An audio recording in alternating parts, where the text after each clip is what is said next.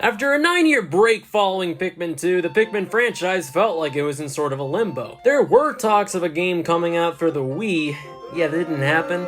But in the build-up, we got new Play Control Pikmin, Wii remasters of Pikmin 1 and 2. Yeah, that's cool now, but where's the new game? After many delays, well, it was finally time. Pikmin 3 would release July 13th, 2013 for the Nintendo Wii U.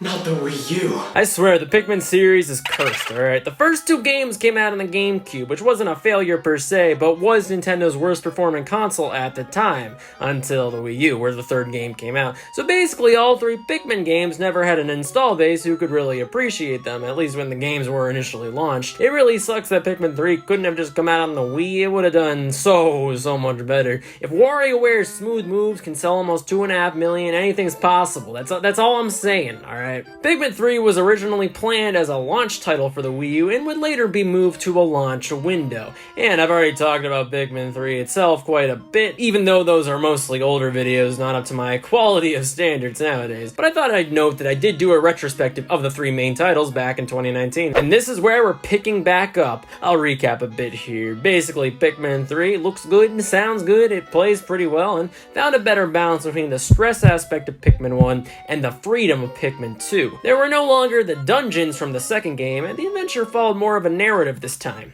There's a rubber ducky. Pikmin 3 follows Alf, Brittany, and Charlie, who crash land and end up chasing Olimar and Louie, who have their ship parts, along the way getting some fruits that juice at 2 frames per second for their home planet. So there was a lot going on here. In terms of a Pikmin game, it was probably my least favorite of the original trilogy. But that being said, I still thought it was really good. I don't think it was worth a 9-year wait though, which made me think hopefully the next Pikmin game could be soon. Why are you looking at me like that? Do I got something on my face?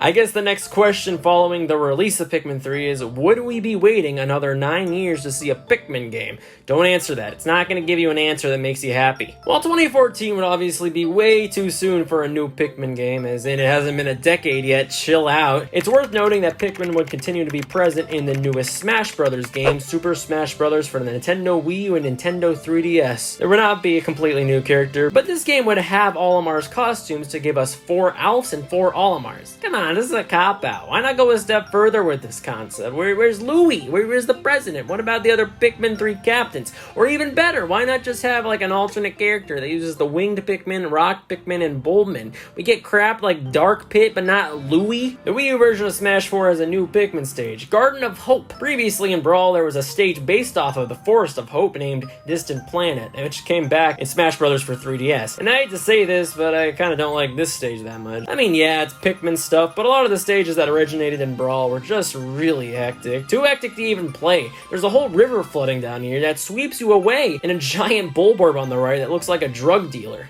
You wanna buy some power pelts? In all honesty, that's a really nice touch. I forgot if I mentioned this in my original Pikmin retrospective, but Olimar is supposed to be really small in comparison to the real world, only about 3 inches, or 1.9 centimeters if you use a metric system that actually makes sense. Looking at our new stage in the Wii U version, it's pretty big. 8 players can play on it. And there's this jerk pivoting back and forth. Luckily, the hazards aren't too bad this time around, and considering the stage is so giant, you can kind of just ignore the things you want to most of the time. As with all Smash games, there's a bunch of goodies too, like the ship from Pikmin 2 as an item, and as is with Smash games, before they resorted to downloading images off of Google to replace this, a ton of trophies. All the Pikmin types get one. Besides Bulbmin, which get completely shafted for the millionth time in a row. Come on, alright, we're gonna talk about this. I'm putting the video aside for a second, we're talking about this. Why doesn't anyone ever care about the Bulbmin? It's always like, ooh, the red Pikmin, ooh, purple Pikmin, but you guys just sleep on the Bulbmin too much. It's downright disrespectful. I'm protesting. But yeah, 2014, there wasn't going to be anything in terms of games. Come on, are you clinically insane? But there were 3 Pikmin short films that were released this year and even produced by Miyamoto. You gotta wonder if him working on these sparked an interest for his role in the Mario movie that's releasing in 2035. The first film, Night Juicer, starts off with the Pikmin... Oh, wait. Turn that W upside down. Pikmin fans don't get many of them. We see Olimar making a smoothie of blood. No, don't worry, I'm just kidding. It's Pikmin blood. Nah, I'm just kidding again. It's just the Pick character carrots. Those are what you can throw in the Piklopedia in Pikmin 2. They basically just look like Pikmin. Olimar approaches the Pikmin in the room, and while I think these films are pretty well animated, I don't know what it is, but Olimar just kind of looks off here. Olimar all along just wanted to eat more carrots. Eat your vegetables, kids. I do like this film, but I think it would have worked better with Louie, the guy who ate all the Pick carrots in Pikmin 2, as the main character here. Or the president. I want more of that guy. The second short film, Treasure in a Bottle, starts with a Pikmin chasing a butterfly, which I'm sure is a more advanced, proper species name, but I'm calling it a butterfly. It's just gonna have to do for now. The Pikmin falls into the bottle, and I'm convinced this whole scene was for the animators to flex. Like, we get it. You guys can make a good-looking bottle. I'm proud of you. There's a marble inside of the bottle. I think this is based off of a drink in Japan. Like, I'm an American. We only have the plastic bottles that kill the environment, but I'm pretty sure I've still had this type of drink before. So the film here is about getting the marble outside of the bottle. The Pikmin gets inside, tries to get the marble out because he doesn't understand basic physics. I mean, his brain's like 3 atoms big, to be fair, and then he falls down the bottle. His friends, being the noble gentlemen that they are, just laugh at him. Come on, man, that's not funny. I mean, it's funny to us because we're watching, but that's different. The Pikmin think to fill it up with water, but realize the red Pikmin will die. The yellow Pikmin comes running with a fucking bomb, which does seem to work in an overdramatic, slowed-down movie sequence. And then he falls right back inside of it. Oops. Our purple Pikmin decides to hold a chain of Pikmin that extends all the way down. You know what, a little aside here, but I really love that they included purple Pikmin at all. While not entirely cut from the series with Pikmin 3, they weren't really a main presence and were only in the side mode, so it was really nice that they included them at all. I wasn't expecting that. I like this film, but it's kind of just a whole lot of nothing. It's not super eventful or interesting besides just appreciating the animation and just, well, you know, being Pikmin. The last of the trilogy, Occupational Hazards, is by far the longest, clocking in at 13 minutes long. The Pikmin are working the old 9 to 5 under the command of Olimar, who looks a little better animated than in the first film. They're turning nuts and bolts to the ship from Pikmin 2, which, hey, another Pikmin 2 callback, except he's no longer gold, so continuity-wise this makes no sense. The film's ruined. And hey, white Pikmin are also here. It's still surprising to me that we see most of the Pikmin 2 characters, but not Pikmin 3. You know, the newest game at the time? I prefer the OG cast and assets, so it's fine by me, but I guess not the direction I really expected them to take. They just show a Pikmin die, by the way. There's a Mario reference too, which is pretty cute. Apparently, white Pikmin have a power where they can melt steel with poison, which I've never seen before. I guess the acid could just like rust it or something. I mean, this could be a pretty unique power for future Pikmin games. Like, I always felt like white Pikmin were too similar to yellow Pikmin, as in, here's a hazard, you're the only one who could fight it. But anyways, I'm kind of getting off track on that. A lot of this film is also just watching the Pikmin do stuff. We also see some enemies here, like the fiery Blowhog and the classic Bulborb. The film primarily revolves around a giant chase scene between the Pikmin and the Bulborb. I don't really get it, but when the Bulborb's dead, they censor it. What? I don't really get it. Did they rip the corpse or something? Did the Pikmin piss on him to mark their territory? And I couldn't find an explanation. Even on the wiki, the only reasoning is that it could just be a beaten corpse. I guess it's kind of funny. It just caught me out of left field. Anyways, the Pikmin short films are charming. They're a good comic relief and worth your time. I mean, nowadays they're literally free. At the time of the release, you did have to pay for them. The Wii U would have been in HD, and the 3DS versions existed too if you wanted to watch them in 144p. As said, they eventually were just uploaded to YouTube for free, as Nintendo, just like with everything else, realized about 15 years too late that YouTube is a place actually designed to watch videos. I don't know, I don't have that much to say about them. They're good, nothing mind-blowing, but worth noting nonetheless. While no new game was in sight, Miyamoto did confirm in a 2014 interview that the continued presence of Pikmin wasn't necessarily tied to a new game, but them keeping Pikmin around to lay the groundwork for future entries. Who knows, maybe a new game was around sooner than we ever expected. Oh my god, this goddamn article. Pikmin 4, in development and very close to completion. This article had millions of people confused and caused a homeless crisis. For one, games usually aren't announced like this, at least with Nintendo. What's weird about this article is we have Shigeru Miyamoto, the man himself, in an off-the-cuff interview just casually like, yup, Pikmin 4, guys! You see, usually what happens with the game reveals, you don't hear anything unless it's like 5,000% gonna happen. Maybe 4,000%. But here, nope, Pikmin 4, everyone. Nintendo seconded him, confirming the announcement. I guess they kind of had to be fair. I mean, what are they going to say? Miyamoto's a damn liar? I watched every direct for the next few years wondering, where the hell is this game? It's almost done, right? 2016 was a disaster for the Wii U. There was only Pokken Tournament and Paper Mario Color Splash. If you guys had a nearly completed game, where was it? Why not release it then? Well, my theory is that this game was entirely designed for the Wii U and was meant to use the gamepad again. 2015 was when the sequel was indeed close to development, development under this theory, but a lot of companies around then decided to start shifting their products to the Switch. Even Nintendo's lineup, barring Splatoon around this time, was very weak. And Miyamoto, God bless him, but he's the type of game designer who is very concerned about a console the game is on. And that's proven with Star Fox Zero. I mean, look at how this game works. It's like a science experiment. So my guess is when he heard the Wii U was kaput, he decided to halt development and it got pushed sort of a back burner. Obviously, a lot of new Switch experiences needed to be developed too, and Nintendo didn't likely have faith in Pikmin 4 as a worthy launch title. I mean, fair enough, it's not one of Nintendo's biggest sellers or anything, and the following year would kind of prove this theory. GameRant.com, in an interview with Shigeru Miyamoto conducted at E3 2016, would ask him about the status of the project. Miyamoto would state that he was working on Pikmin 4. So, you know, when we're in development, we have to create a list of priorities, and it has been hard to kind of fit that into the list, but we're hopefully starting to see that on the list now. This implies that Pikmin 4 was maybe not even that close to completion. I mean, being in development doesn't make it seem super far along, but regardless, it seems like Nintendo just wasn't treating it as the immediate priority. I think this interview, while still a little misleading in the place Pikmin was at the time, was probably the most honest interview we saw regarding Pikmin 4. I don't want honesty, I want to pretend like Pikmin 4 is coming out tomorrow. It implies that it just wasn't the priority for Nintendo, and fair enough, they had a new console on the way. So they made a boring spin-off instead.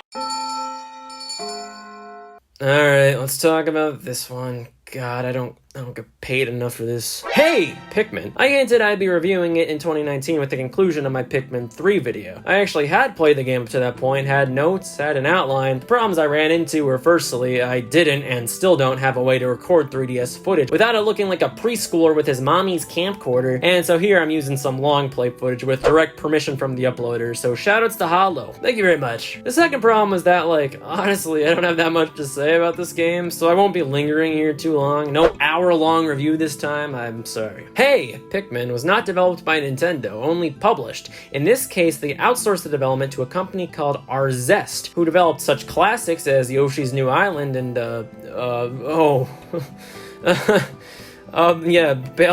Balan Wonderland. Yeah, that's not a good sign. No, that's not a good sign at all. Hey, Pikmin brings us to the return of Captain Olimar, and with this and the short films, goddamn did they abandon the captains from Pikmin 3 quickly. But yeah, Olimar crash lands. It's the franchise's princess being kidnapped. It's always gotta happen. The number one thing about Hey, Pikmin is that this game is a side-scroller, and that's when you realize that this is one of those games. I mean, Nintendo spin-offs are a lot of the time fine. You have your Mario sports games, which are beloved classics, and then sometimes Nintendo gives us the 8th deadly sin. Hey, Pikmin is a side-scroller. You do Pikmin things for the most part, just in 2D. You collect Sparklium, which is the ship's fuel to be able to fly again, so maybe Olimar could see his wife and kids again before he dies of old age. I mean, come on, when's the last time this man was able to go home? There are little gold specks of Sparklium lying around everywhere, but also there are full-on treasures of various items, which you no longer take back to a base, but Olimar can appraise them right then and there. Yep, you couldn't do that in Pikmin 2. You had to watch a long cutscene for everything in that game. In fact, there's no base at all now. You can't sprout new Pikmin or anything. You just have to whistle them by running around. Olimar also gets a jump, or kind of like a jetpack cover, which is cursed. I don't want Olimar to have a jump. What's next? Eye from Monkey Ball can jump?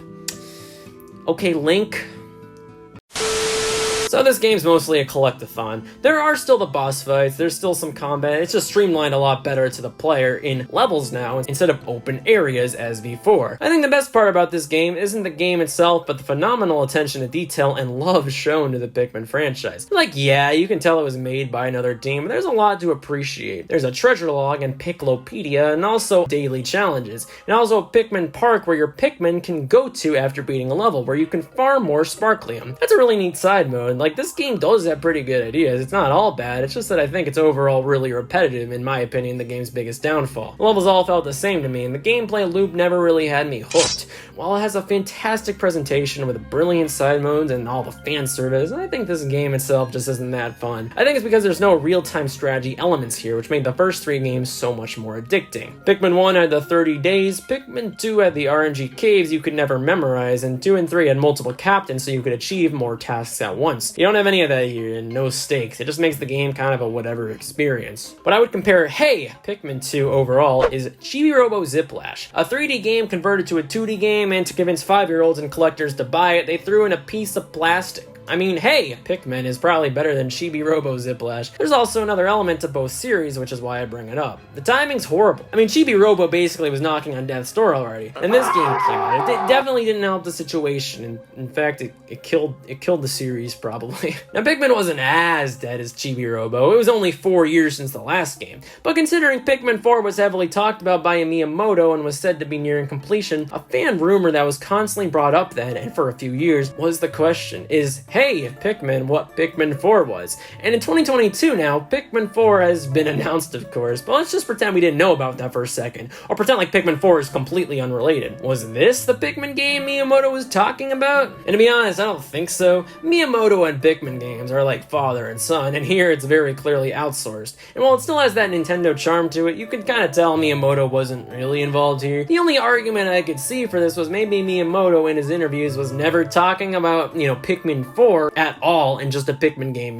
period. Because if you look at the classic, oh my god, Pikmin 4 confirmed articles, the website seems to have named it Pikmin 4, but all we see directly quoted from Miyamoto is actually very close to completion, and Pikmin teams are always working on the next one. In defense of the first argument, Nintendo themselves did confirm it was Pikmin 4. The 2016 article only shows that we're working on Pikmin 4. But Pikmin 4 is in brackets, meaning that GameRant.com changed the words in some form. And listen, I'm not saying online news websites would lie or anything, but well, yeah, they definitely lie. What am I talking about? Thankfully for us, 2017 would lead to another interview. This is torture. Miyamoto would say, I've been told not to share anything about this from PR.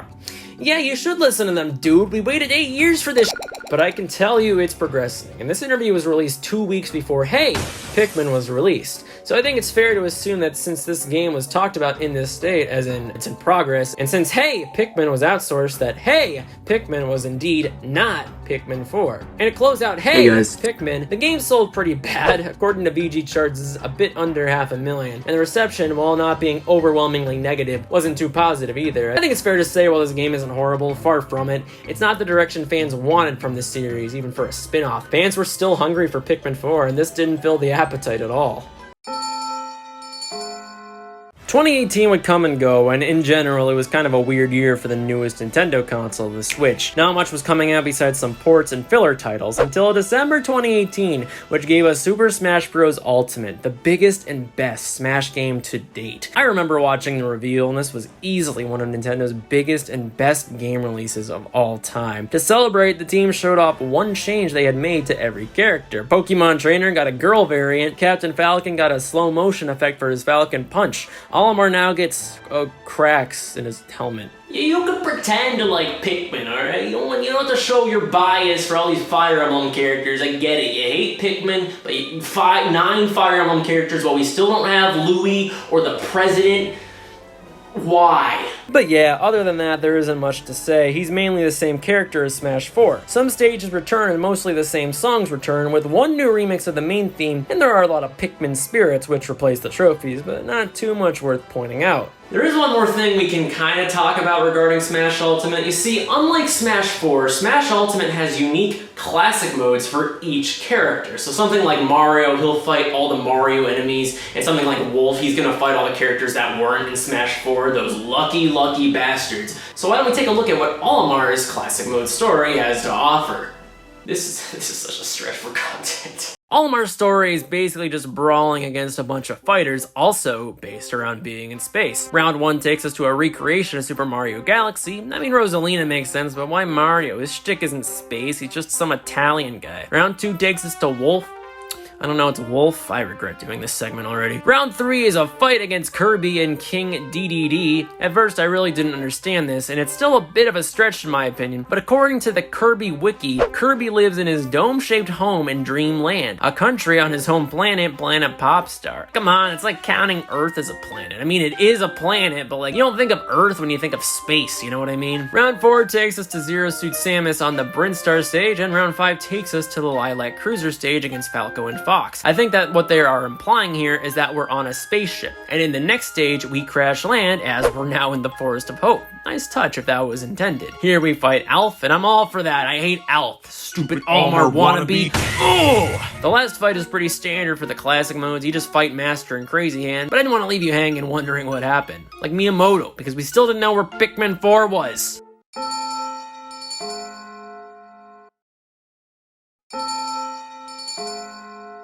Nintendo's 22 was pretty bad. You're not gonna find a lot of people who will tell you otherwise. We had Animal Crossing New Horizons, one of the biggest system sellers for the entire console, and then video games released, I think. Well, they did have a few games come out towards the end of the year. This year being as bad with releases as it was likely could be attributed to the cold pandemic, making it a lot more difficult to release projects. The holiday season in particular had a few interesting titles, at least. There was Hyrule Warriors Age of Calamity, which was a strong release and a decent enough game, and there was Super Mario 3D All-Stars, a glorified port, and Pikmin 3 Deluxe, also a port. This to me, I kind of took as a death sentence for Pikmin 4, because if you're so close to completion on it, why release Pikmin 3 again? Well, I guess we should take a look at it. I've already reviewed Pikmin 3, so we're not going to be looking in depth at the actual game again, but I'll be talking about what changed here and what was added. The big draw to this game is that they added 2 new mini campaigns. These follow Olimar and Louie and help to fill in the gaps of what they were doing before and after they got involved with the new captains that Pikmin 3 introduced. Since Olimar and Louie, while not playable in the original game's main mode, were still big players in that game's narrative. The first set of missions is Olimar returning to PNF 404 to save Hawketate from bankruptcy once again. No treasures this time, instead you just got fruits and gold fruits. The idea behind this story scenario is that it's supposed to be a lead up to what caused them to be involved in the main story at all. The game even prompts you with a recommended on the main menu for when it makes the most sense, although you don't have to play it like that. As said, there are 4 days here, each with a video introducing what's happening. The areas you explore as Olimar and Louie are repurposed from the original Pikmin 3 or slightly modified. What they do is block some areas or sections off, just to have the player focus on a tighter concentration of that original environment. It's pretty noticeable that these are reused. There were times I was a little confused, at least for a little bit. What this plays like though is Pikmin 3 DLC, which was all about trying to optimize your playthrough in a certain amount of time to get a bronze, silver, gold, or platinum ranking. There's one big difference between this and the Pikmin 3 DLC though, and it's the fact that this is super easy. I got platinum on all 4 days on my first try, and look at me, I'm not that good at Pikmin, okay? I'm not. And that kinda sucks. I mean, the Pikmin 3 DLC was so addicting and replayable just because it became so goddamn difficult to get good at. These 4 levels, at least, doesn't really have that replay value at all, because I have no reason to ever play it again, but yeah, besides that, it's Pikmin. These 4 levels are pretty fun. The second story scenario takes place after the events of Pikmin 3, meaning you have to beat the game to access it. Which means I needed to play Pikmin 3 again for this video. Alright, give me this freaking Switch. Well, I guess this is as good of a time as any to look at the changes they made to Pikmin 3. For one, there are now 3 difficulties: normal, hard, and ultra spicy mode. To get ultra spicy, you need to beat the game, period. This mode restricts your Pikmin count to 60 on a field at once and makes the enemies a bit more difficult. As for the controls, obviously you don't have the gamepad anymore, so like all Wii U ports, they had to figure out how to make this game work. And we can add this game to a list of ports that had a Wii U gamepad replication in their original release, and now look pretty stupid. Making a captain go somewhere is still doable, but now you have to press the minus button to bring up a map, and you could just choose where to send the captain with the control stick. It's pretty simple, one of those things that makes you realize the gamepad was an oversized piece of plastic. To switch to a captain, you no longer can press a button to do it. Instead, you first have to press Y and then choose an action, one of which is the potion, and the one below lets you separate your Pikmin.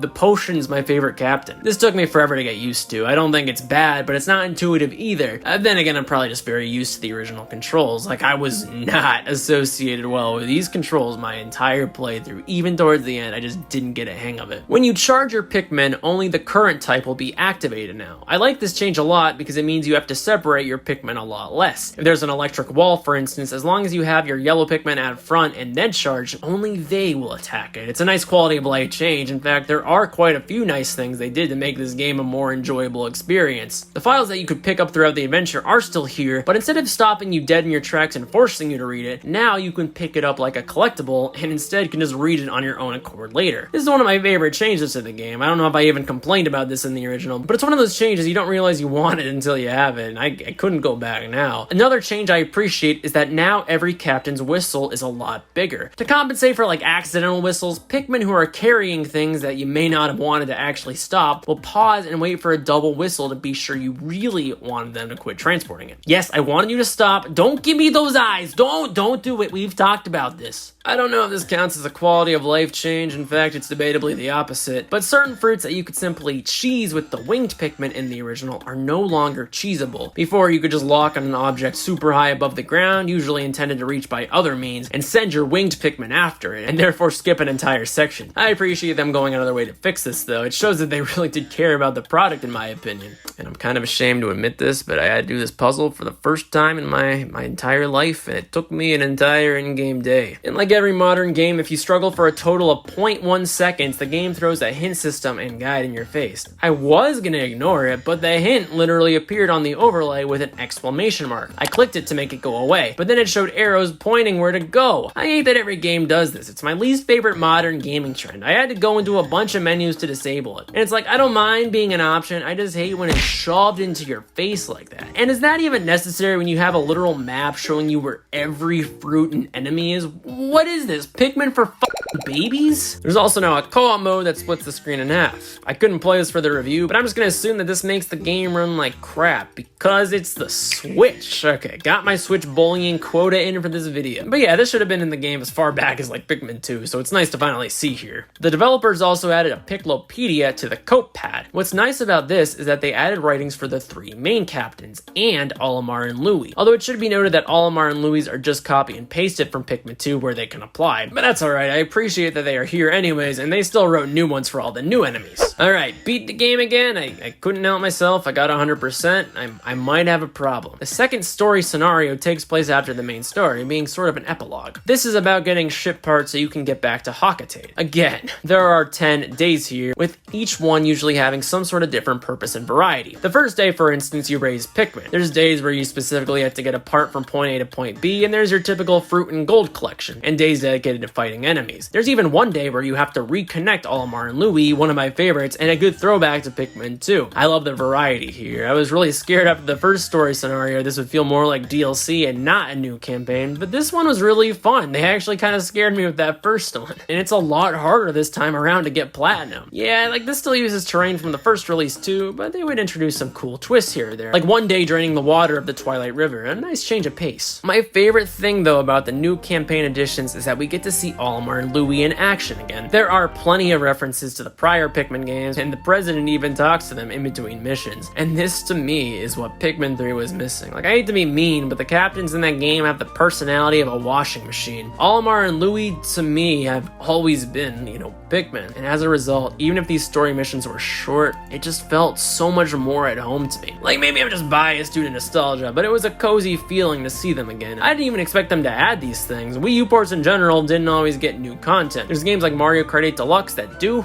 and then you have games named Donkey Kong Country Tropical Freeze. Go, go, go. You're not welcome here. On top of these side modes, all the DLC from the original game is here. And now there's also an achievement mode named Badges. So all in all, Pikmin 3 Deluxe, it's good. Go buy it. But while 3 Deluxe is nice, I think it only further cemented the question. What the pick carrot is happening with Pikmin 4? Like, is this a tease? Are you prepping us for a new Pikmin game next year or something?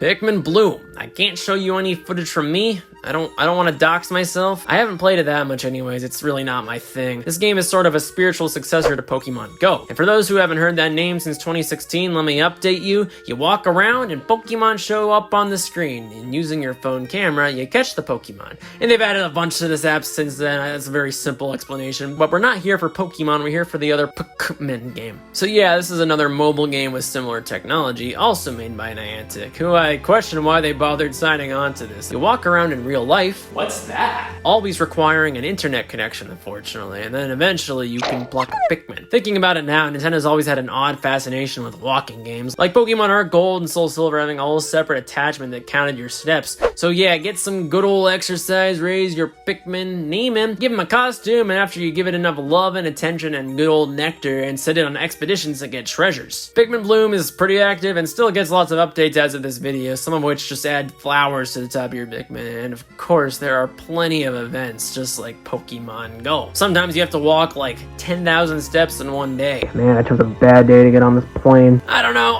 that much to say. It's a mobile app and it kind of falls into the pattern we've seen since Pikmin 3. It's not bad. In fact, I would say it's good for what it is, but like, is this a joke? Are you pulling my leg? Like, we literally didn't get a mainline game that was announced, but we get 2 spin-offs and a remake. What are we, Chibi Robo fans? Actually, that fan base has it way worse. That was kind of mean.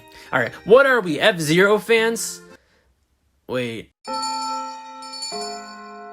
The Pikmin Bloom updates would continue throughout this year. To an outstanding, that's fine, from the fan base. I think most Pikmin fans had given up hope by then, in part because Miyamoto had been far too busy with the Super Mario Bros. Movie, and it just didn't seem like Pikmin 4 was imminent. But there's one thing we gotta remember about what Miyamoto said about Pikmin. It was said by him 8 years ago. If they're doing things with the Pikmin franchise, they could be laying groundwork for a new game. Something could be coming. Could Pikmin 3 Deluxe and Bloom be setting that stage? And just when not a single quote-unquote insider had it on their radar, bam! Nintendo Direct, Pikmin 4. And I just want to say this was accompanied by Miyamoto coming on screen saying, let's talk about Pikmin, talking about Pikmin Bloom for 3 minutes, and then he revealed Pikmin 4. Miyamoto, you are a bastard, and I fucking love you. Finally, Pikmin 4. I still have to remind myself it's finally here. Still saying it out loud has me excited. I'm honestly really happy. I was at work when I was watching this direct and I screamed, but who cares? Listen, it's Pikmin 4. And our long journey of pain, suffering, and gaslighting was finally over. And the game looks great. We only saw a few in-engine shots, but it looks like it will be the best Pikmin game to date. And there's maybe a new captain, or it's Brittany, but I don't think anyone knows right now. The graphics are beautiful, and there's a full-on bench here, taking a straight-up approach to the long-running concept that this is a human Earth and you're only a couple of inches. The camera here also goes from behind you, which aids in that concept. But yeah, it's a year out minimum, so our wait isn't over, and we can't really critique this too in depth. Arlo might disagree though. Hopefully this doesn't get delayed, or Miyamoto doesn't change his mind, or the source code gets leaked, or something catastrophic happening. But for now, that's the end of the road for the announcement of Pikmin 4. And it was fun to revisit the Pikmin franchise on this channel, as it's been about 3 years since we last talked about the topic here. Pikmin, while being pretty inactive, never really died completely. Nintendo did keep the franchise somewhat alive, and even if it's just kind of a back burner series for them, I think we can grow to accept that in time. Oh, this just in from Miyamoto. Pikmin 5 is close to completion and is ready to release soon. I can't wait.